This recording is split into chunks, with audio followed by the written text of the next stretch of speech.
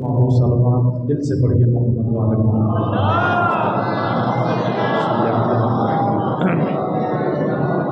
اعوذ باللہ من الشیطان الرجیم بسم اللہ الرحمن الرحیم نحمدک ونستعینک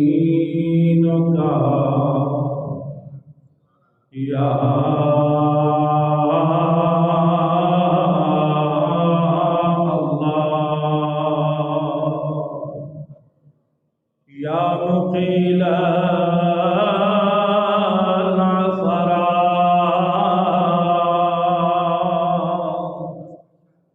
يا كاشف الكربات يا مجيب الدعوات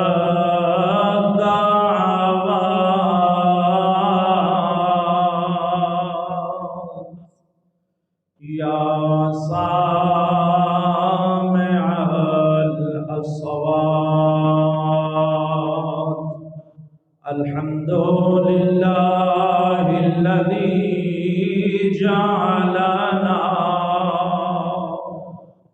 من المتمسكين بولاية أمير المؤمنين صلوات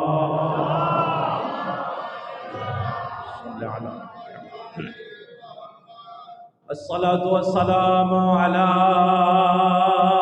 خير خلق الله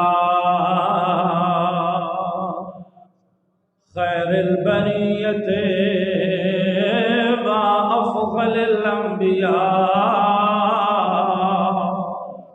صاحب النعمة العظمى والحجة الكبرى ربيع اليتامى والعروة الوثقى شافع يوم الجزاء محمد المصطفى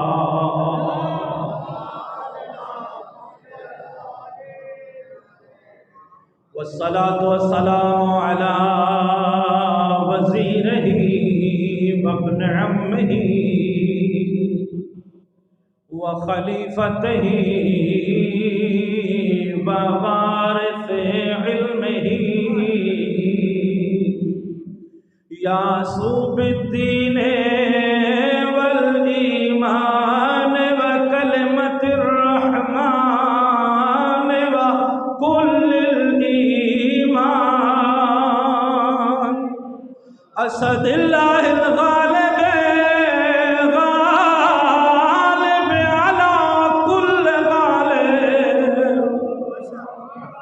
إمام المشارق والمغارب مطلوب كل طالب أمير المؤمنين علي بن أبي طالب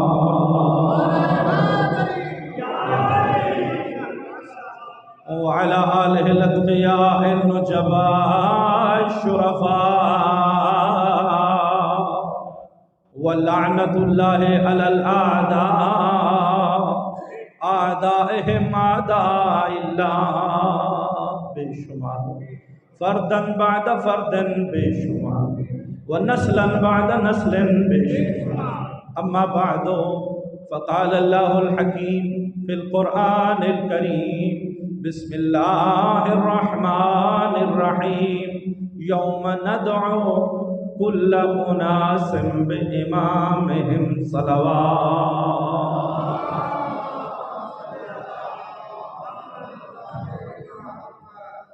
واجب الاحترام سادات المومنین بغیر کسی طول و تمہید کے وقت ہو چکا روزہ دار پورا دن روزہ رکھے ہوئے اور میرے بعد میرے بھائی میرے عزیز جناب ذاکر غلام عباس صاحب بھی تشریف فرما ہیں، تو مختصر وقت میں چند معروضات تاکہ ہمارے نور معرفت میں اس دعا کے ساتھ کہ مالک آل محمد کی اس علم اور ذکر کے صدقے میں ہماری معرفت میں آل محمد کی اضافہ فرمائے۔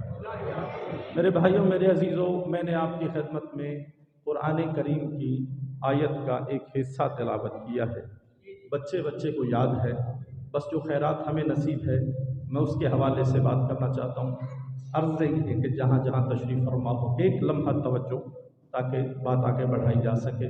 عزیزان، اللہ رب العزت نے قرآن کریم میں ارشاد فرمایا ہے کہ یوم ندعو کل اناس بامامہم، کہ ایک دن ایسا موجود ہے، آنے والا ہے، جس دن ہم بلائیں گے کل اناس، تمام انسانیت کو، ہر ایک انسان کو، کسی ایک کو بھی معافی نہیں۔ فرمایا کل اناس، تمام انسانیت کی، ہر فرد کو بلائیں گے۔ کیسے؟ بے امامہم، ان کے امام کے ساتھ۔ توجہ فرمائیں گے یہ کیا کہیں؟ حیدری جی، کھلے ہوئے چہرے، میرا کروڑوں سلام۔ بزرگان توجہ فرمائیں گے۔ حقیقت میں مجھے ایک میرے بھائی جہاں جہاں تشریف فرما ہے، روزہ دار ہیں، نمازی، مولا کے عزادار بن کے تشریف فرما ہے، دیکھیے واہ واہ ذاکر یا مولوی کو نہیں کرتے، یہ ریاکاری ہوتی ہے، یہ گناہ ہوتا ہے۔ واہ واہ علی کو کرتے ہیں، جس کو اللہ نے علی بنایا ہے۔ جی کیا کہنے آپ کے؟ یہ عبادت ہے۔ علی علیہ السلام کے نام پہ واہ واہ کرنا، ان کے ذکر کی تائید کرنا، ان کے فضائل میں اپنے دل کی کیفیات کو اپنی زبان پہ لے کے آنا، ہر انسان کی کیفیت عبادت ہے۔ میرے لفظوں کے ساتھ رہیں تاکہ آپ بزرگان کے توسط سے میں آئندہ نسل کو ایک پیغام دے کے چلا جاؤں، کیونکہ یہ مجلسیں ہیں کہ جو تہذیب ازا کو منتقل کرنے کا ذریعہ ہے۔ یہ مجلس کوئی معمولی جگہ نہیں ہے، یہ امانت جو جناب سیدہ زینب سلام اللہ علیہا نے کربلا کے بعد ہماری نسلوں کے حوالے کی تھی، ہم اس مجلس ازا کے حوالے سے نسل در نسل وہ امانت منتقل کر رہے ہیں، تاکہ اس امانت کے وارث امام زمانہ کی بارگاہ میں پہنچا دیں۔ جی آپ جی ہیں، آپ کے بچے جی ہیں، لہذا پوری توجہ کے ساتھ اور پورے خلوص کے ساتھ، تاکہ آئندہ نسلوں میں ہم یہ امانت ازا منتقل کر دیں۔ اللہ کہہ رہا ہے، کسی بندے کی بات نہیں۔ قبلہ ہوتی یہ روایت تو مولوی کا منہ دیکھنے والا ہوتا کہ یہ راوی ٹھیک نہیں، یہ روایت ٹھیک نہیں، اس کی درایت ٹھیک نہیں۔ شکر ہے اللہ نے قرآن میں آیت نازل کی ہے، کیونکہ اللہ نے اب کہہ تو نہیں سکتا کہ اللہ کا راوی ٹھیک نہیں۔ اب کون کہے کہ اللہ کی طرف سے آیا ہوا راوی ٹھیک نہیں یا اس کی درایت ٹھیک نہیں؟ کیوں؟ اگر کہے گا کہ یہ قرآن ٹھیک نہیں تو ہر بندہ کہے گا تیرا شجرہ ہی ٹھیک نہیں، کیونکہ جس کو قرآن پہ بھی شک ہے اس کے اپنے آپ میں کہاں کوئی یقین باقی رہ جائے گا۔ تو ارشاد اقدس الہی ہے کہ یوم ندعو کل اناس، ایک دن ایسا ہے، ندعو ہم بلائیں گے، کل اناس تمام انسانیت کو، ہر فرد کو بلائیں گے۔ کیسے؟ بے امامہم، بے امامہم۔ جی میں نے، آپ نے بہت ذاکروں مولویوں کا امتحان لیا ہوگا، میں ایک لمحے میں آپ کا امتحان لے کے آگے بڑھ جاؤں گا اور پتہ چل جائے گا کہ کتنے پڑھے لکھے اور کتنے توجہ سے بیٹھ کے سننے والے عزادار تشریف فرما ہے۔ میں پھر آیت پڑھنے جا رہا ہوں حضور۔ اللہ کہہ رہا ہے یوم ندعو کل اناس بے امامہم، کہ ایک دن ہم ہر انسان کو اس کے امام کے ساتھ بلائیں گے۔ یا اللہ، امت تو نبی کی ہے، نہیں پیچھے رہ گیا مجمع میرا، پیچھے رہ گیا میرا مجمع۔ یا اللہ، امت تو نبی کی ہے، تو یہ فرماؤ نا نبی کے ساتھ بلاؤں گا۔ کلمہ کس کا پڑھتے ہیں؟ کلمہ نبی کا پڑھتے ہیں۔ امت کس کی ہے؟ مصطفیٰ کی امت ہے۔ تو یا اللہ یہ کہو نا کہ ہم قیامت والے دن ساری امت کو नबी के साथ बुलाएंगे। भाई अल्लाह ने भेजा है मोहम्मद को नबी बनाकर, और कसीदे अल्लाह ने कुरान में खुद पढ़े हैं। कभी फरमाता है ये मेरा ताहा है, कभी फरमाता है ये मेरा यासीन है, कभी कहता है या अय्युहल मुज़म्मिल, कभी कहता है या अय्युहल मुद्दस्सिर, कभी कहता है ये खत्मुल मुरसलीन है, कभी कहता है ये ताहा और यासीन है। तवज्जो फरमाना, जिसको अल्लाह ने फरमाया सारे रसूल हैं, ये मेरा हबीब है। हाय हाय,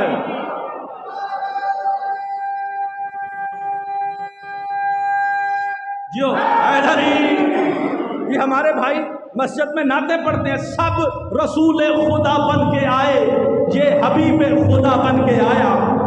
तवज्जो फरमा रहे हुजूर। तो जो हबीब खुदा बन के आया है, जो खत्मुल मुरसलीन बन के आया है, जो सैयदुल अंबिया बन के आया है, जो नबीउल अंबिया बन के आया है, या अल्लाह आप ये फरमाए ना कि हम सारी उम्मत को नबी के साथ उठाएंगे।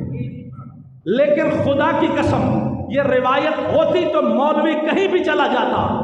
शुक्र है अल्लाह ने कुरान में आयत नाजिल की है। मैं नहीं कह रहा, कोई मौलाना नहीं कह रहा, कोई रावी या मुहद्दिस नहीं कह रहा, अल्लाह फरमा रहा है कि एक दिन ऐसा आएगा, यौम नदउ कुल्ल उनासिन बिइमामिहिम, एक दिन ऐसा आने वाला है जिस दिन हम हर इंसान को उसके इमाम के साथ बुलाएंगे। इसका मतलब ये हुआ कि अल्लाह भी ये तस्दीक कर रहा है कि नबी के होते हुए भी किसी इमाम की जरूरत तो है ना। आप जिए ये हाथ बुलंद हो।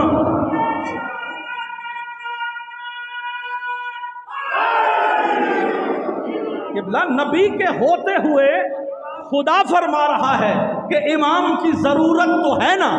किबला तो यूं कहा जा सकता है, दीन लेके आने वाला तो नबी है, पढ़ाने वाला तो नबी है, सिखाने वाला तो नबी है। नबी के लाए हुए दीन के ऊपर अमल करने वालों के अमल के यकीन का नाम इमाम है। यकीन का नाम इमाम है। किसने नबी को नबी माना, किसने नबी को नबी नहीं माना, ये बंदे के इमाम से पता चलेगा। ये पता चलेगा इमाम से कि इमाम कैसा है, इमाम कैसा है। अच्छा जी किबला, एक बात अर्ज करूं, क़यामत के दिन अल्लाह बुलाएगा इमाम के साथ। अच्छा जाहिर है जितने इमाम उतनी कतारें होनी चाहिए ना, जितने इमाम उतनी कतारें। और ये आपको पता है हमारे पाकिस्तानियों का एक ये भी तो सकाफत है हमारी कि हम वक्त पे लाइनें बदल जाते हैं, बंदे बदलते हैं लाइनें। कुरान में एक और फिक्रा है हुजूर, याद रखिए, इरशाद फरमाया कि मकरू व मकरुल्लाह वल्लाहु खैरुल माकिरीन। ये अल्लाह के साथ मकर करते हैं, अल्लाह इनके साथ मकर करेगा। यानी क्या मतलब, इनके मकर को इनके मुंह पे मारेगा, पलटा के देगा, अल्लाह इनको जवाब देगा। वो जवाब कहाँ होगा हुजूर? जवाब ये होगा कि जब कयामत वाले दिन होंगी ना इमामों के पीछे लाइनें, तो कुछ इमाम आप टंगे हों दे, कुछ के तो खुद अपने लटके हुए होंगे। जब वो देखेंगे तो हमारे वाला अपना इमाम फंसा हुआ है, तो कोशिश करेंगे कि लाइन बदल ले। नहीं तवज्जो फरमाई, लाइन बदल ले तो किबला वहां खड़े हुए फरिश्ते वो ऐलान करके कहेंगे कि हम अली के वफादार गुलाम हैं, हम लाइनें बदलने नहीं देते। जिसने लाइन बदलनी है ना, उसको मशवरा है आज बदल ले। जिसको लाइन बदलने का शौक है ना, उसको मशवरा दे रहा हूं, आज मौका है, आज अपनी लाइन दुरुस्त कर लो। कल वो जो खड़े होते हैं ना, वो अली के वफादार गुलाम हैं, वो रिश्वत नहीं लेते। नहीं तवज्जो फरमाई। जी जी, वो अली के गुलाम हैं, वो फरिश्ते हैं, वो किसी से रिश्वत नहीं लेने देते और ना ही वो लाइनें बदलने देते हैं। लिहाजा आज लाइनों को बदलना है। आज बच्चों को ये समझना है कि इमाम माने किसको माने। एक और बात है, मैं अपने भाइयों अजीज़ों को, मैं अपने पेटी भाइयों को बात कर रहा हूँ, میرے بھائی طالب علم علماء جن کی ڈیوٹی یہ ہے کہ وہ تبلیغ دین کریں، دین کے مسائل سمجھائیں، میں ان سے یہ بات کر رہا ہوں کہ عزیزان محترم بات یہ ہے کہ ہمیں فقط اپنے جوانوں سے نماز نہیں پڑھوانی، یاد رکھیے گا، فقط نماز ہمیں نہیں پڑھوانی کہ بیٹا نماز پڑھو، بیٹا روزہ رکھو، بیٹا حج کرو، بیٹا برائی نہیں کرتے، جھوٹ نہیں بولتے، والدین کا احترام کرنا چاہیے، غیبت نہیں کرنی چاہیے۔ اگر ہم یہ کہیں گے کہ امام نے یہ فرمایا ہے کہ نماز پڑھو، روزہ رکھو، حج کرو، زکوٰۃ دو، جھوٹ مت بولو، زکوٰۃ دو، غیبت مت کرو، والدین کا احترام کرو، غور فرما رہے ہیں میرے جملے پر حضور؟ تو ایک امام یہاں پہ ہم جس کی ترجمانی کر رہے ہیں وہ فرما رہے ہیں، ایک طرف ایک اور امام بھی کھڑا ہوا ہے، وہ کیا کہہ رہے ہیں؟ نماز مت پڑھو۔ بولو بھائی، بات سمجھ آ رہی ہے؟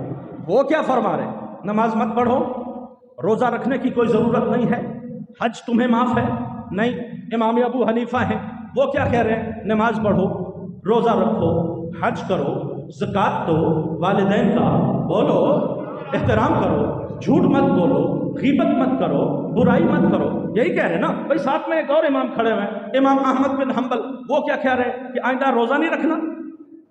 وہ کیا فرما رہے ہیں؟ نماز پڑھو، روزہ رکھو، حج کرو، زکوٰۃ دو، جھوٹ مت بولو، غیبت مت کرو، حسد مت کرو، والدین کا بولو بھائی، سارے یہ فرما رہے ہیں۔ اچھا اس کو چھوڑ دیجیے، آگے امام شافعی کھڑے، وہ کیا کہہ رہے ہیں؟ نماز پڑھو، روزہ رکھو، حج کرو، زکوٰۃ دو، جھوٹ مت بولو، غیبت مت کرو، برائی مت کرو، والدین کا احترام کرو۔ امام مالک کھڑے ہیں، وہ کیا فرما رہے ہیں؟ وہ بھی فرما رہے ہیں نماز پڑھو، روزہ رکھو، حج کرو۔ نہیں توجہ فرمائی، پڑھا لکھا مجمع ابھی تک میرے ساتھ آیا ہی نہیں کہ بلا اگر فقط نماز پڑھو، روزہ رکھو، حج کرو، زکوٰۃ دو، جھوٹ مت بولو، غیبت مت کرو، والدین کا احترام کرو، اگر یہی کہنا ہے تو امام صادق بھی یہی فرما رہے ہیں، امام ابو حنیفہ بھی یہی فرما رہے ہیں، ایک اور امام ہے وہ بھی یہ فرما رہے ہیں، سارے کے سارے امام یہ فرما رہے ہیں۔ تو اس کا مطلب یہ ہوا حضور کہ آئندہ آپ کی نسلیں اس بات کی ضمانت دار نہیں ہیں کہ وہ اسی امام بارگاہ میں آئیں گی۔ کیوں؟ کیونکہ ان کو نماز ہی پڑھنا ہے نا، ان کو معلوم ہے شیعہ کی مسجد میں جائیں گے دھماکہ ہو جائے گا، مارے جائیں گے، پڑھنی تو نماز ہی ہے نا، وہاں جا کے پڑھ لو۔ نہیں توجہ فرمائی میرے جملے پر حضور؟ بھائی پڑھنا تو نماز ہی ہے، کرنی تو عبادت ہی ہے، یہاں نہیں، یہاں تو لوگ مار دیتے ہیں، تو یہاں سے جاؤ اللہ کی عبادت ہی کرنی ہے نا، امام مالک کے پیچھے۔ اچھا وہاں نہیں، وہاں امام حنفی کے پیچھے، ان کے نہیں، امام شافعی کے پیچھے۔ تو اس کا مطلب یہ ہوا کہ چند سال بعد یہ ڈائیورشن لگ جائے گی، یہاں والے امام صادق والے امام ابو حنیفہ کے پیچھے، امام ابو حنیفہ والے مالک کے پیچھے، مالک والے حنفیہ کے پیچھے۔ توجہ فرما رہے حضور؟ کیوں؟ کیونکہ پڑھنی تو نماز ہی ہے، رکھنا تو روزہ ہی ہے، کرنا تو حج ہی ہے، عبادت ہی ہے نا بھائی، کھول کے کرو یا باندھ کے کرو۔ نہیں توجہ فرمائی، بات ہے تو نماز نا اللہ ہی کی، جو کھول کے پڑھتا ہے وہ کس کی نماز پڑھتا ہے؟ اللہ کی۔ جو باندھ کے پڑھتا ہے وہ کس کی نماز پڑھتا ہے؟ جس نے جلدی روزہ رکھ لیا اس نے کس کے لیے رکھا؟ جس نے تھوڑا دیر سے رکھا اس نے کس کے لیے رکھا؟ جن ادرا افطار کیتا اونا بھی اللہ ہی واسطے، تو جنہ چاٹ دیر کر کے اس نے کس کے لیے کیا؟ توجہ فرمانا حضور، اللہ ہی کے لیے کیا نا۔ تو سارے امام یہی تلقین کر رہے ہیں، نماز پڑھو، روزہ رکھو، حج کرو، زکوٰۃ دو، برائی نہ کرو، گناہ نہ کرو، والدین کا احترام کرو، یہی توجہ فرما رہے ہیں حضور۔ تو کہنا کیا ہے؟ تو پھر دین کہاں سے ملے گا؟ اس کا مطلب یہ ہوا اگر فقط نماز و روزہ و حج و زکوٰۃ کی تبلیغ کی تو پھر آپ کے بچے اس دین پہ باقی رہے، اس بات کی کوئی ضمانت نہیں ہے۔ ایک کا دوسرے کے پیچھے، دوسرے کا پیچھے، تیسرے کے پیچھے، اور قیامت کے دن ایک امام کے پیچھے جانا ہے۔ توجہ توجہ، حضور یہ نہیں ہو سکتا یہاں سے وہاں وہاں سے وہاں، قیامت والے دن تو یہ ہوگا نہیں۔ خدا نے کہا امام کے پیچھے بلاؤں گا، یہاں تو امام بدلے جا رہے ہیں، وہاں کس کے پیچھے کھڑے ہونا ہے؟ تو میرے بھائیوں میرے عزیزوں، تبلیغ کرنے سے پہلے درست تبلیغ کرو۔ پہلے ہمیں دنیا کو یہ سمجھانا ہے ہم نے بچوں سے فقط نماز نہیں پڑھوانی، بلکہ وہ نماز پڑھوانی ہے جو اللہ کا بنایا ہوا حجت خدا لے کے آیا ہے۔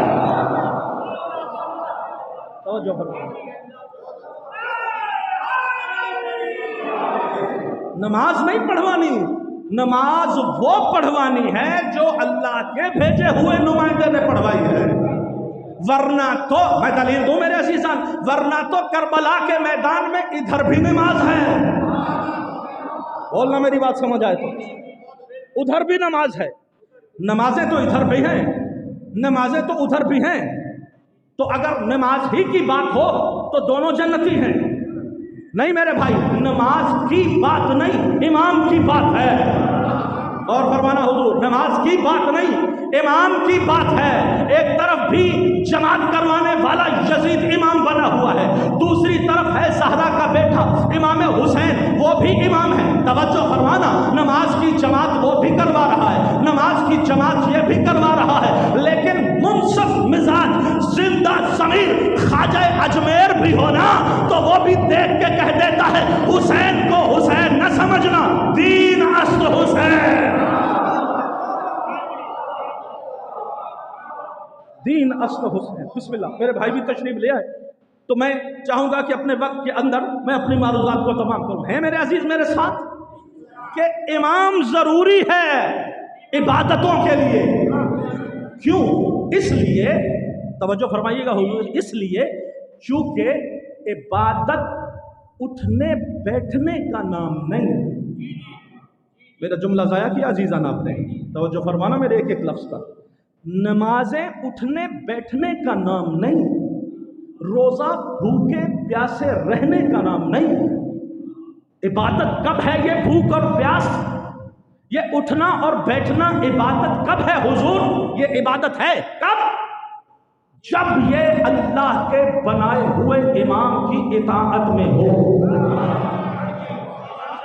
جب یہ اللہ کے بھیجے ہوئے کی اطاعت میں ہے تو یہ نماز ہے، تب یہ روزہ ہے، تب یہ عبادت ہے۔ پتہ نہیں آپ کہاں موجود ہیں، خدا کی قسم اللہ نے مصطفیٰ کو بھیجا، مصطفیٰ کو بھیجا، مصطفیٰ مدینے میں آئے، پہلا کام کیا کروایا؟ پڑھے لکھوں کو دعوت فکر ہے، حضور نبی آئے یثرب میں، یثرب کو بنایا مدینہ، مدینہ بنانے کے لیے پہلا کام کیا تھا کہ حضور سرور کائنات نے ایک مسجد بنوائی۔ توجہ فرمانا، ایک مسجد بنوائی تو مسجد بنوا کے کہا یہ اللہ کا، بولو اللہ کا گھر ہے۔ حضور نے مسجد بنوائی، کہا یہ اللہ کا گھر ہے، حضور نے ساتھ مل کے اس کے کام کیا تو مسجد بنانا عبادت ہوا نا، عبادت ہوا نا۔ قابو ہو کے بیٹھنا جہاں تشریف فرما ہو، مسجد بنانا حضور کی سنت ہے، مسجد بنانا حضور کا حکم ہے، مسجد بنانا لہذا عبادت ہے۔ تو ایک وقت وہی مدینے میں مصطفیٰ ایک بنی بنائی مسجد کے اوپر کھڑے ہو کے کہہ رہے ہیں اس کو آگ لگا کے جلا دو، تو کتنے بندے ہوں گے جو یہاں توجہ کریں گے حضور مسجدیں بنانا دین نہیں، دین محمد کی اطاعت کا نام ہے۔ محمد کہے مسجد بناؤ تو بنانا دین ہے، کہے جلاؤ تو جلانا دین ہے۔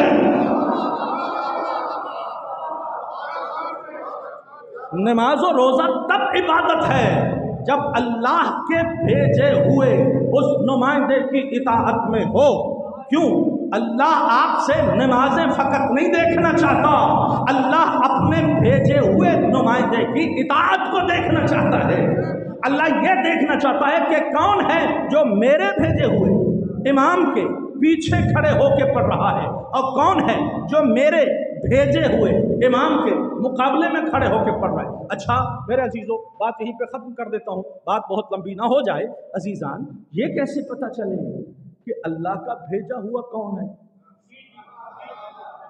بھئی یہ بات تو طے ہو گئی نا، ہر عقل میں یہ بات گھس گئی کہ عبادت وہی نماز ہے جو اللہ کے بھیجے ہوئے امام کے پیچھے ہو، ان کی اطاعت میں ہو تو عبادت، نہ ہو تو عبادت۔ تو سوال یہاں پیدا ہوگا کہ کوئی بھی کہہ سکتا ہے ہم بھی اللہ کے بھیجے ہوئے ہیں، ہم بھی اللہ کے بھیجے ہوئے ہیں۔ بھیجے ہوئے تو سارے ہی اللہ کے ہیں، امام بنا کے بھیجا ہوا کون ہے؟ جو امام بنا کے بھیجا ہوا کون ہے؟ تو عزیزان دو جھلکیاں میں قرآن سے دکھاؤں گا اور آپ کی زحمت کو تمام کر دوں گا۔ عزیزان قرآن سے پتہ چلے گا کہ اللہ کا بھیجا ہوا کون ہے۔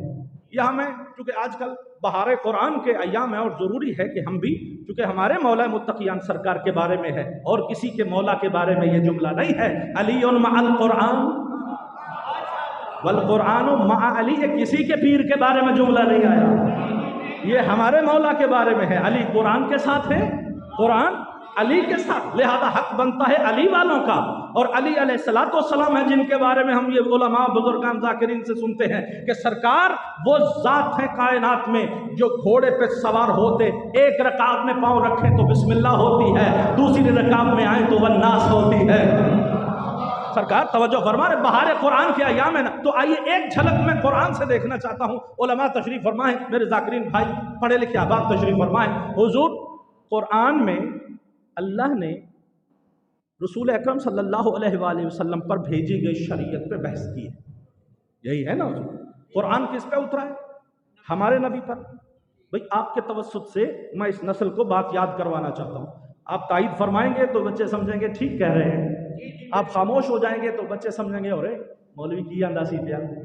توجہ فرما رہے ہیں حضور، بات توجہ طلب ہے۔ ہمارے نبی ہیں حضور سرور کائنات، اچھا جو گزشتہ نبی ہیں ان پہ ایمان رکھنا ہم پہ واجب ہے یا نہیں؟ بولو، واجب ہے۔ کسی ایک کو بھی چھوڑ دے تو مسلمان نہیں رہتے۔ سوالات جتنے بھی آئے سب پر ایمان واجب ہے نا؟ اچھا تو پھر ایک ملتی جلتی بات نہ کر لیں، ایمان بھی ہو جائے گا، اتحاد بھی ہو جائے گا کہ نماز پڑھ لیتے ہیں حضور سرور کائنات کے کہنے کے مطابق، روزہ رکھ لیتے ہیں حضرت عیسیٰ کے مطابق، حج کر لیتے ہیں حضرت ابراہیم۔ کیا خیال ہے؟ کیا یہ اچھا نہیں؟ بھئی کئی بندے حیران ہو کے کہ مولانا یہ نیا دین لے کے آ گئے ہو پڑھانے کے لیے، پہلا ہی بڑا خلفشار ہے، آپ نے نئی بات شروع کر دی۔ میں یہ نہیں کہنا چاہتا، میں نوجوان نسل کو سمجھانا چاہتا ہوں کہ کوئی بھی اس بات پہ اتفاق نہیں کر رہا۔ سارے مجمع نے حیرانگی کی نگاہ سے مجھے دیکھا، سوالیہ نگاہوں سے مجھے دیکھا کہ مولانا کیا کہہ رہے ہو کہ حضور سرور کائنات کے کہنے پہ نماز اور روزہ حضرت عیسیٰ کے کہنے کے مطابق۔ بھئی ایسا نہیں ہو سکتا۔ کیوں؟ اس وجہ سے کیونکہ ہر ذہن میں یہ بات موجود ہے کہ گزشتہ انبیاء پر ایمان لانا واجب ہے مگر ان کی شریعت پہ عمل نہیں کر سکتے۔ جی یہی ہے نا، اذہان میں یہی بات ہے نا، ان کی شریعت پہ عمل نہیں کر سکتے کیونکہ ان کی شریعتیں منسوخ ہو چکی ہیں، ختم ہو چکی ہیں۔ اب جو شریعت ہے وہ زہرا کے بابا کی شریعت ہے، وہ حضور سرور کائنات کی شریعت ہے۔ اب جو کچھ کرنا ہے وہ ویسے ہی کرنا ہے جیسے حضور سرور کائنات رحمت دو جہان نے ارشاد فرمایا۔ یہ بات پکی ہو گئی نا؟ اب چلیے میرے ساتھ، جب ہمیں حضور عمل کرنا ہے نبی پاک کی سیرت پر تو آؤ اللہ سے پوچھتے ہیں، یا اللہ یہ گزشتہ نبیوں کے قصے قرآن میں کیوں ذکر کیے؟ اچھا حضور اگر آپ نے دقت سے پڑھا ہو نا تو بڑی توجہ رکھیے گا اس بات پر، اگر قرآن کو دقت سے پڑھیں تو آدھا قرآن جو ہے وہ نبیوں کے قصے ہیں، آدھا قرآن گزشتہ نبیوں کے قصے، آدھا قرآن ہے کہ نماز پڑھو، روزہ رکھو، اس طرح وضو کرو، اس طرح تیمم کرو، جو احکام ہیں وہ آدھا قرآن، بقیہ انبیاء کے قصے آدھا قرآن۔ تو سوال کر سکتے ہیں نا، یا اللہ جب ہم نے ان کی شریعت پہ عمل کرنا ہی نہیں تو ان کے قصے قرآن میں کیوں رکھے ہیں؟ ادھر ایک مولانا بڑے وہ تیز ہوئے، انہوں نے کہا جی نصیحت کے لیے۔ میں نے کہا قرآن میں اللہ نے کہا ہے وَلَقَدْ كَانَ لَكُمْ فِي رَسُولِ اللَّهِ أُسْوَةٌ حَسَنَةٌ، اس نے کہا ہے زہرا کے بابا کی سیرت تمہارے لیے نمونہ ہے، بقیہ انبیاء کی سیرت نہیں۔ بھائی میں نے کہا کہ اگر یا اللہ آپ نے ہمیں سبق ہی دینا تھا، نصیحت ہی کرنا تھی، تو کیا اچھا نہیں تھا ہمارے نبی کی سیرت لکھی ہوتی تو اچھی نصیحت بھی مل جاتی، اور ساتھ میں سیرت النبی کی کتابیں لکھنے کے لیے کسی شبلی، کسی نعمانی، کسی سفیانی کو ضرورت بھی پیش نہ آتی۔ حضور نماز کچھ یہاں پڑھتے ہیں، غور فرمائیے گا، کچھ یہاں، تھوڑا سا یہاں، سٹیپ بائی سٹیپ یہاں بھی، اور اگر آپ سعودی عرب جائیں عمرہ کے لیے، اللہ سب کو تشریف لے جائے، تو بھائی جان بالکل ایسے ایسے ایسے کر کے یہ ساری نماز ہے۔ میں کسی کو کرٹیسائز نہیں کر رہا۔ دیکھیے جو بات عرض کرنے جا رہا ہوں وہ یہ ہے کہ آپ ہر نماز پڑھنے والے سے پوچھئے بھائی ایسے کیوں پڑھ رہے ہو، تو وہ کہے گا سنت نبی ہے۔ حضور آپ نے غور ہی نہیں فرمایا، نبی کتنے ہیں؟ بولو بھائی، نبی ایک، سنتیں اتنی۔ بھائی نبی جب ایک ہے تو سنت بھی تو کوئی۔ یہ اتنی سنتیں کیوں ہو گئی؟ کیونکہ لکھنے والے اتنے تھے، جتنے لکھنے والے اتنی سنتیں ہو گئی۔ یا اللہ قرآن میں سنت ہوتی بات ہی ختم ہو جاتی، کسی کو خامہ فرسائی کرنے کی ضرورت ہی پیش نہ آتی، ایک ہی وضع قطع کی نماز ہوتی، ایک ہی انداز میں عبادت ہوتی۔ تو اللہ رب العزت نے بقیہ نبیوں کے قصے بھی لکھے، اور یقیناً ہمارا یہ عقیدہ بھی ہے کہ قرآن میں اللہ نے کوئی چیز بھی عبث نہیں رکھی۔ اس اللہ نے قرآن میں اگر کہیں بے کے نیچے نقطہ رکھا ہے تو بھی علی ہوتا ہے۔ حضور اللہ نے کوئی چیز عبث قرار نہیں دی، تو پھر اللہ نے اتنے لمبے چوڑے جو قصے لکھے، آخر فلسفہ کیا ہے؟ تو میں بہت جلدی بات عرض کر دوں، حضور جو میرے کشکول ہدایت میں والی ولایت نے نجف کا نمک چاٹنے کے اس انداز میں خیرات عطا کی قبلہ، وہ یہی ہے۔ اللہ پوری کائنات کو ایک کسوٹی دینا چاہتا ہے، ایک معیار دینا چاہتا ہے، ایک میزان عطا کر رہا ہے کہ ہر دور میں جب تم پر اسلام لاگو ہے، جب حلال و حرام تم پہ واجب ہوں گے، تو تمہیں قرآن کی بھی ضرورت ہوگی، وارث قرآن کی بھی ضرورت ہوگی، تمہیں ہادی کی بھی ضرورت ہوگی، تمہیں امام کی بھی ضرورت ہوگی۔ تو کیسے پتا چلے؟ قرآن تو سمجھ آ رہا ہے، وہ ہادی یہاں سے ایک اٹھ کے کہہ رہا ہے میں امام، یہاں سے اٹھ کے کہہ رہا ہے میں امام، وہاں سے اٹھ کے کہہ رہا ہے میں امام۔ تو اللہ نے قرآن میں یہ قصے رکھ کے ہمیں ہدایت کی ہے، جب ہادی کی ضرورت پیش آئے نا، ان قصوں کو پڑھ لینا۔ یہ قصے میں نے یوں ہی ذکر نہیں کیے، میں نے قصے ہدایت لینے والوں کے ذکر نہیں کیے، ہدایت دینے والوں کے ذکر کیے ہیں۔ میں نے قرآن میں ہدایت لینے والوں کے قصے نہیں لکھے، میں نے ہدایت دینے والوں کے لکھے ہیں۔ تو جب تمہیں ہادی کی ضرورت پیش آئے اور بندہ اٹھ کے کہے میں ہادی ہوں، میں ہادی ہوں، میں امام ہوں، میں امام ہوں، تو تم قرآن پڑھنا، تو تم قرآن پڑھنا۔ جو ہادی ہونا اس کی سیرت کو ان ہادیوں کے ساتھ موازنہ کرنا، اگر قرآن والے کے ساتھ ملتا ہوا تو ہمارا بھیجا ہوا، ورنہ بیٹھکوں میں بنایا ہوا، ورنہ ووٹ ڈال کے بنائے ہوئے کئی ہو سکتے ہیں، ہمارا بنایا ہوا۔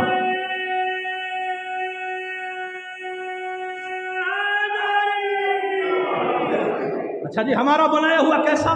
ان میں سے ایک قصہ سنیے۔ اللہ نے قرآن میں ایک نبی کا ذکر کیا، وہ کیا ہے؟ سورہ مریم نازل کی۔ جلدی غور فرمائیے، میں جلدی ختم کروں۔ سورہ مریم میں کیا ہے؟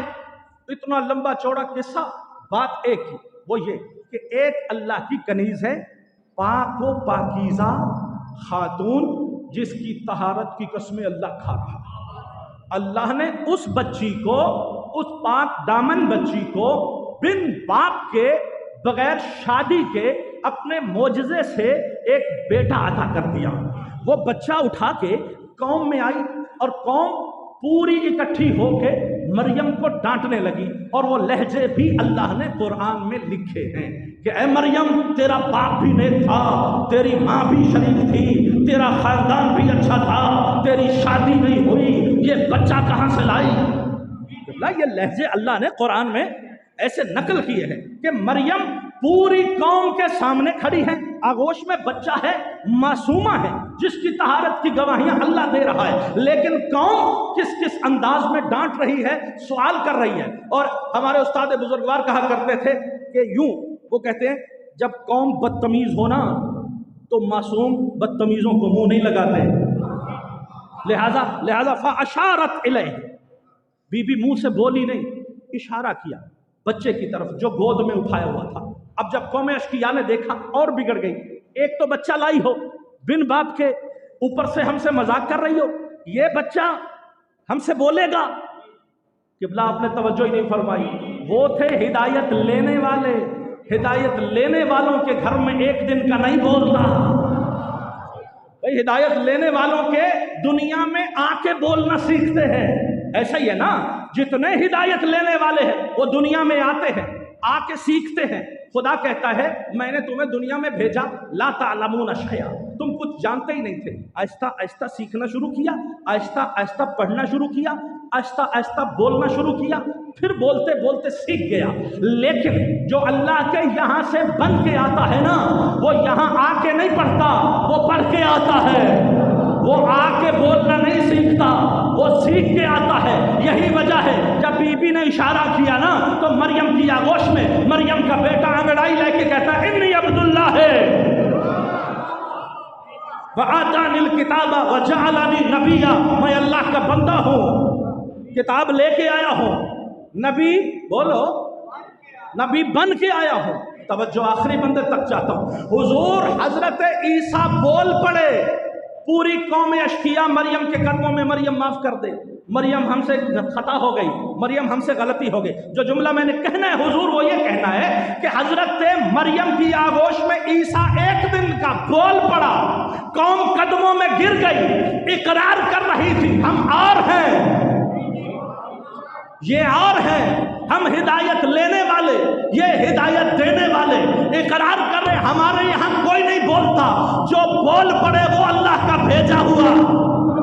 तो जो अल्लाह का भेजा हुआ था ना, वो कह रहा है किताब लेके आया हो। जवानों जरा मुझे सर उठा के बताओ कितनी किताबें हजरत ईसा लेके आए? बोलो, एक किताब लेके आए। हजरत ईसा बोले, अल्लाह के नुमाइंदे होने की गवाही दी और साथ में एक किताब का दावा किया, मैं एक किताब लेके आया हूँ। किबला आज के ज़माने में अगर किसी को हादी की ज़रूरत पेश आ जाए, इमाम इल्तिबास का शिकार हो जाए, लोग जगह जगह से इमामत के दावे करने लग जाए ना, तो फिर किसी बूढ़े को मिंबर पे बैठे हुए नहीं देखना, उसको माँ की आगोश में जाके देखना। अगर मिंबर पे बैठ के तकरीरें कर रहा है तो उसका एतबार नहीं करना। देखो बचपन में माँ की आगोश में बोल रहा है या नहीं बोल रहा। अगर बोलेगा तो कुरान वाले के साथ मिला हुआ है, अगर नहीं बोलेगा तो फिर कहीं से भी आया हो, अल्लाह का बनाया हुआ नहीं है। हुजूर नहीं मालूम आप कहाँ तशरीफ फरमा है, कितनी तवज्जो है, कितनी तवज्जो नहीं है। ज़माना टक्करे मार मार के मर जाए, किसी को ऐसा हादी नहीं मिलेगा।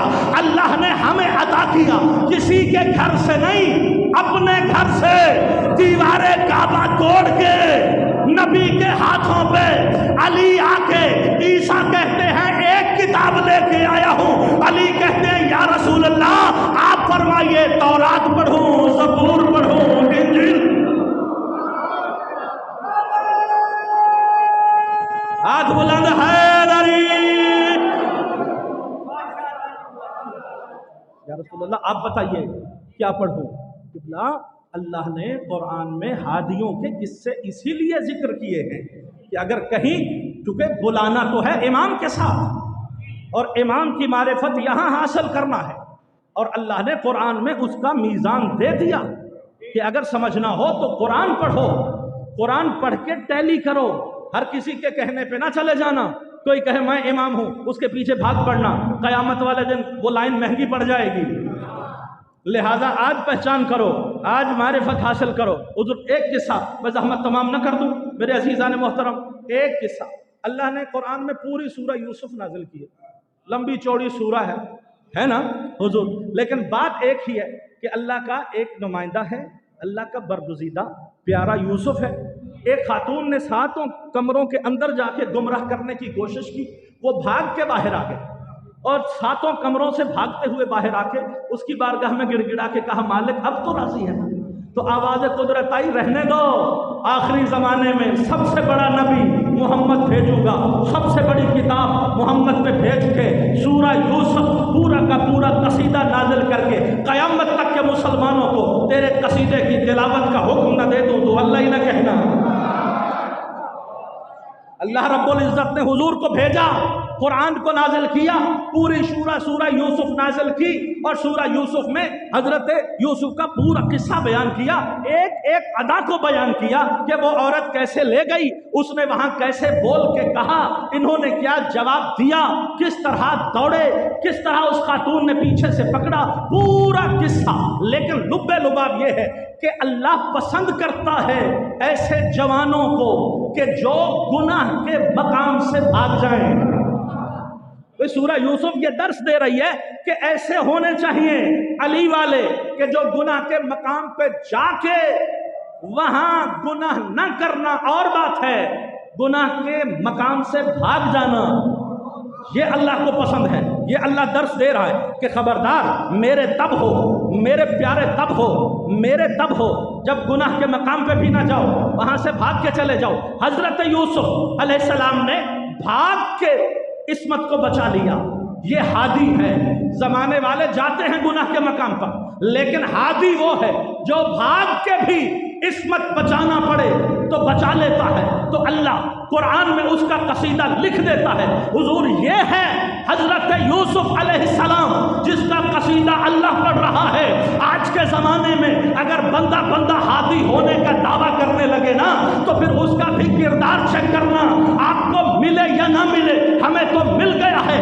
وقت کے ڈکٹیٹر ظالم بادشاہ ہارون الرشید کی قید میں میرا 7واں امام ہے، امام علیہ السلام قید کے اندر ہے، موسیٰ کاظم علیہ السلام قید و بند میں ہے، سلاخوں کے اندر ہے۔ اس ظالم بادشاہ نے اپنے گماشتوں کے ساتھ مل کر یہ پلان بنایا کہ فاحشہ عورت کو، ایک گندی عورت کو امام کے قید خانے میں بھیجا جائے تاکہ امام کی عصمت مقدسہ کو داغدار کیا جائے۔ بھیج دیا، 3 دن کے بعد اپنے گماشتوں کو لے کے گیا، اچانک دروازہ کھولا، پاؤں کے نیچے سے زمین سرک گئی، کیا دیکھا؟ آگے امام سجدے میں ہے، پیچھے یہ عورت سجدے میں ہے۔ توجہ فرمانا جوانوں، آگے امام سجدے میں ہے، پیچھے یہ عورت سجدے میں ہے۔ تو پھر کہنے کا حق رکھتا ہوں جو بھاگ کے عصمت بچائے وہ یوسف ہوتا ہے، جو فاحش کو متقی بنا دے وہ موسیٰ کاظم ہوتا ہے۔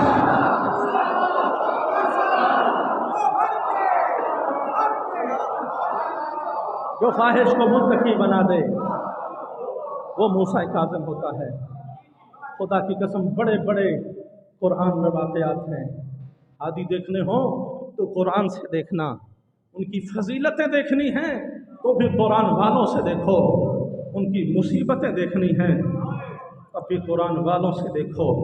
ابراہیم جیسا نبی 100 سال عمر ہو گئی، اللہ نے ایک بیٹا دیا، آواز قدرت آئی، کتنے دن کا ہے؟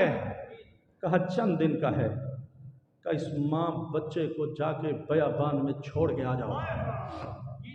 بس حضور ایک جملہ مجھے کہنا ہے، میرے بھائی تشریف فرما ہے، زیادہ نہیں بٹھانا چاہتا۔ عزیزان، حضرت ابراہیم علیہ السلام اپنے چھوٹے سے بچے کو ماں کے ساتھ جا کے اس مقام پہ جہاں آج خانہ کعبہ ہے، حضرت اسماعیل، حضرت ہاجرہ، سارے لوگ پہنچ گئے۔ اور جو میں کہنا چاہتا ہوں، ماں ہے نا، باپ اللہ کے حکم سے چلا گیا، تنہا ماں ہے، بے آب و گیاہ وادی، پانی نہیں ہے، ماں ہے، جنگل ہے، پہاڑ ہے۔ ماں اٹھ کے ایک پہاڑ پہ جاتی ہے تاکہ بچے کے لیے پانی لے کے آؤں، خود بھی پیاسی ہے لیکن اپنی پیاس کی فکر نہیں، بچے کے لیے پانی لینے۔ پھر خیال آتا ہے بچہ تو بیابان میں چھوڑ کے آئی ہے، خدا نہ خواستہ کوئی حیوان، کوئی جانور نقصان نہ دے دے، دوڑتی ہوئی واپس آتی ہے، بچے کو تڑپتا ہوا دیکھتی ہے، پھر برداشت نہیں کر سکتی، دوسرے پہاڑ پہ چڑھ جاتی ہے۔ پھر بچے کا خیال آتا ہے، کئی مرتبہ اس پہاڑ پہ، پھر بچے کی طرف، کئی مرتبہ اس پہاڑ پہ اللہ امتحان لے رہا ہے۔ 7واں چکر مروہ پہ گئی ہاجرہ، वापस लौट के आई तो क्या देखा, हज़रत ईसा की एड़ियों के नीचे से अल्लाह ने चश्मा जारी कर दिया। अल्लाह ने चश्मा, अल्लाह करे जाओ जाके अपनी आंखों से देखो। 2008 में भाई गुलाम बास हज पे गया, सफ़ा के मकाम पे आलम दीन खुतबा दे रहे थे। उनसे मैंने जुमला पूछा कि ये कहाँ से, यहाँ सऊदी अरब में तो पानी नहीं है, नीचे तेल ही तेल है, ये पानी कहाँ से आ गया? उन्होंने सफ़ा की दीवारों के साथ अपना सर टकराया, रो के कहते सैयद ना पूछता, मुझसे ये सवाल ना करता, मेरा कलेजा फट जाएगा। ये जो पानी आया है ना, यहाँ से 150 मील दूर जद्दा के अंदर, समंदर के अंदर से अल्लाह ने नहर को जारी किया है, जो यहाँ आके हाजरा के छोटे से बच्चे के पाँव के नीचे से निकला है। अल्लाह रब्बुल इज़्ज़त ने यहाँ उसके बच्चे को सैराब किया है और रो के कहता है सैयद ये तो तुम्हारा दादा है ना इस्माइल, दुआ करते कभी हजरत असगर की एड़ियों के नीचे से भी इसी तरह कोई ज़मज़म का चश्मा निकल आता। हाय उसकी माँ है जो उठा के कभी कलेजे से लगाती है, कभी रो रो के लोरियाँ देती है। हाय मेरी आकाज़ादी, ये अली असगर को सीने से लगा लगा के रो रो के नोहा पढ़ रही है और कुरान से नोहा पढ़ती है। मेरी आकाज़ादी रो रो के कहती है असगर, अल्लाह तो कुरान में कहता है वल वालिदातु युरदिअना औलादहुन्ना हौलैन कामिलैन। अली असगर, अल्लाह तो कुरान में कहता है हर माँ को हक है अपने बच्चे को 2 साल दूध पिलाए, मैं तो 6 साल ना पिला सकी। मेरा अजरुकुम अलल्लाह, सिवाय गम अहले बैत के कोई गम न देखो। एक मुसीबत का जुमला भाई को मैं पर दे रहा हूँ अजीज़ान मोहतरम, जब मुख्तार तख्त नशीन होता है ना, आले मोहम्मद के कातलों को अल्लाह रहमत करे मुख्तार पर। इमाम ने रहमत की दुआ की है मुख्तार के लिए, अल्लाह रहमत करे। इमाम सज्जाद कहते हैं अल्लाह रहमत करे मुख्तार पर, उसने हमारे घर में खुशी को दाखिल किया है। आले मोहम्मद, एक ही काम था, आले मोहम्मद के कातिल जालिम जहाँ जहाँ मिलते हैं पकड़ो, उनके सर तन से जुदा करो, लेके आओ। इब्राहीम इब्ने मालिक अश्तर का बेटा सारे कातिलों के सर इकट्ठे करके संदूक में डाले। इब्राहीम से कहा जितना जल्दी हो सकता है कूफे से मदीना जा, मौला सज्जाद की बारगाह में ये कातिलों के सर ले जा। रो के कहना मौला ये तेरे भाइयों के, तेरे बाबा के, तेरे चचा के कातिलों के सर हैं। मौला जब खुश हो जाए ना, हाथ बांध के मेरी तरफ से कहना मौला आपका गुलाम मुख्तार कह रहा है अब तो रोना बंद कर दे मौला, अब तो रोना बंद कर दे मौला, अब तो खुश हो जाए मौला, आपका इंतकाम ले लिया गया। इब्राहिम बड़ी जल्दी से, मालिक अश्तर का बेटा है ना यार, जल्दी से मंजिलें तय करता हुआ मदीने पहुंचा, मौला की बारगाह में आया, दरवाज़ा दक्कुल बाब किया, मौला आए, मौला को सलाम किया, संदूक खोला, कहा सरकार ये आपके दुश्मनों और कातिलों के सर हैं। मौला इमाम सज्जाद अलैहिस्सलाम ने एक एक सर को देखा, एक एक सर को देखा। हुरमला के कातिल, हर कातिल को देखते हुए इमाम एक मर्तबा बैठ गए और रो के कहा ए काश इन सरों में हुरमला का सर भी होता। जो जवान तशरीफ फरमा हो, जिनकी छोटी छोटी औलाद है, काश इनमें हुरमला का सर भी होता। इब्राहिम तड़प गया, मौला ये इतने सारे सर हैं, इनमें हुरमला का सर क्यों चाहिए? रो के मौला सज्जाद ने कहा जब तक अली असगर की माँ जिंदा रही है ना ठंडा पानी पीती थी ना छाँव में बैठती थी, बस रोता हुआ इब्राहिम वापस आया, आके मुख्तार से कहा मुख्तार गजब हो गया है, अली अकबर की माँ अकबर के जवान लाशे से गुजर गई लेकिन छाँव में बैठ गई, अब्बास की माँ छाँव में बैठी है, कासिम की माँ छाँव में बैठी है, लेकिन अली असगर की माँ इस दुनिया से रुखसत हो गई है, लेकिन जब तक जिंदा रही है ना ठंडा पानी पिया है ना छाँव में बैठी है। ये बेगैरत मलऊन कहाँ छुपा है? मुख्तार ने ढूंढ के निकाला, हुरमला को सामने लाया, हुरमला को तमाचा मारा, कहा जल्दी बता तूने करबला में जुल्म क्या किया? कहा मुख्तार मर जाएगा, कहा मर गई होती तो उसकी माँ ही मर गई होती, जालिम बता तूने क्या किया?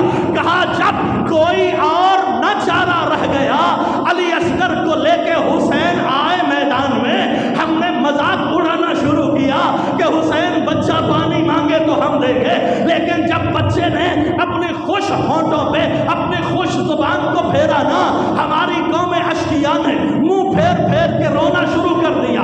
उमर इब्ने साद मेरे पास आया, मेरा कंधा हिला के कहता है तीर उस वक्त चलाए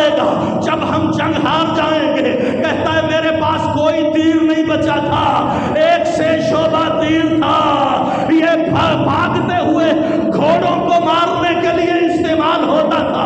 کہتا ہے میں نے لوہے کی کمان لی، 3 شعبہ تیر لیا، جب میں نے زور لگایا نا، اب میرے ذہن میں بات آئی بچے کو تیر ماروں گا، زمانہ گالیاں دے گا، اتنا بڑا تیر انداز تھا، چھوٹے سے بچے کو تیر مار دیا۔ میں نے اپنا نشانہ زہرا کے بیٹے شبیر کی طرف کر لیا۔